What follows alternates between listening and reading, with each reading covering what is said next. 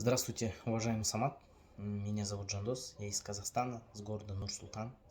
Хочу попросить вас о помощи.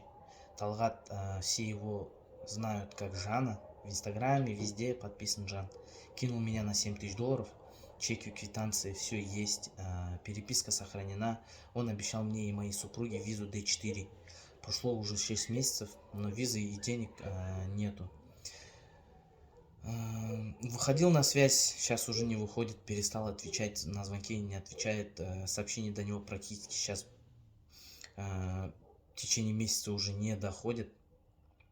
Вот, хотел бы попросить вас помочь мне разобраться с Жаном.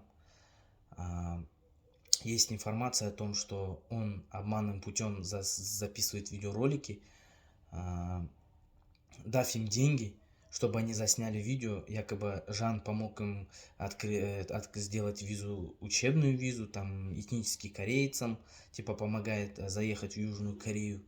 Вот. Он дает этим людям деньги, они записывают видеоролик, он этот видеоролик выкладывает у себя в Инстаграме, в Ютубе, потом обманным путем обещает людям сделать визу и помочь переехать без всяких проблем.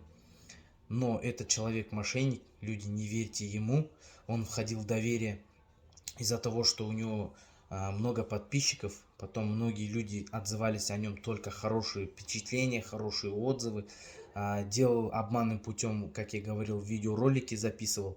Эти все, получается, мы повелись на эти видеоролики, он вошел в наше доверие как свой человек, а сейчас мы тупо остались без денег и беспомощны.